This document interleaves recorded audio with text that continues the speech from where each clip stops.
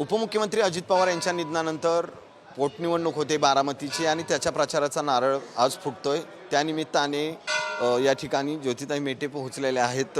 खरं तर तुम्ही तुमच्या पक्षाच्या वतीने पाठिंबा दिलाय, काय सांगाल आज पोटनिवडणुकीचा नारळ फुटतोय बारामती? अजितदादांच्या दुर्दैवी निधनानंतर ही होऊ घातलेली पोटनिवडणूक आहे आणि या पोटनिवडणुकीमध्ये सगळ्यांनी आपली राजकीय भूमिका किंवा राजकीय जोडे बाजूला ठेवून एक महाराष्ट्राची गौरवशाली परंपरा म्हणून आदरणीय सुनेत्रा वहिनींच्या मागे खंबीरपणे उभं राहणं गरजेचं आहे।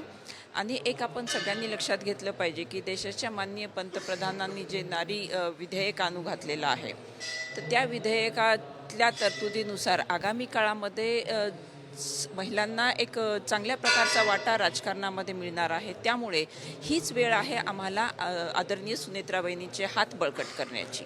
या ठिकाणी प्रमुख पक्षाचे उमेदवार नसले तरी अपक्ष अनेक उमेदवार निवडणूक रिंगणात आहे। निवडणूक बिनविरोध व्हावी यासाठी प्रयत्न करत होते, मात्र ती झाली नाही। खरोखरच मी सगळ्यांनाच अजूनही आवाहन करेन की जरी नामनिर्देशन पत्र माघारी घेण्याचा कालावधी संपुष्टात आलेला असला तरी प्रत्येकाने ज्या पार्श्वभूमीवर ही निवडणूक होते आहे ती विचारात घेता अजूनही सुनेत्रा वहिनींच्या मागे उभं राहण्याची गरज आहे। अजित पवार यांचं अपघाती निधन झालं त्यानंतर त्यावर वेगवेगळे प्रश्न निर्माण करण्यात आले की तो अपघात आहे का घातपात आहे। खरं तर तुम्ही या सगळ्या गोष्टीकडे कसं बघता, कारण आता 2 महिन्यानंतर परत ही निवडणूक होती दादांच्या याच्या सगळ्या?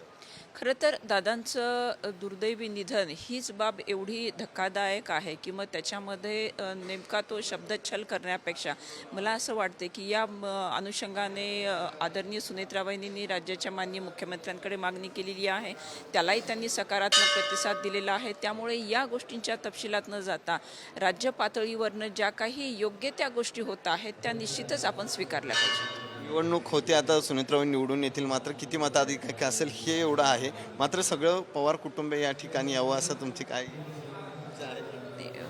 निश्चितच सगळ्यांनाच आवडेल, एक सामान्य नागरिक म्हणून ते पाहायला मला देखील खूप आवडेल। नक्कीच आज सुनेत्रा पवारांच्या प्रचाराचा नारळ फुटतो, त्यानिमित्ताने ज्योती मेटे यांनी बारामतीमध्ये कनेरीतील मारुतीचं दर्शन घेतलंय। कॅमेरामन आदर्श कटकेसह सचिन जाधव, साम टीव्ही न्यूज, बारामती।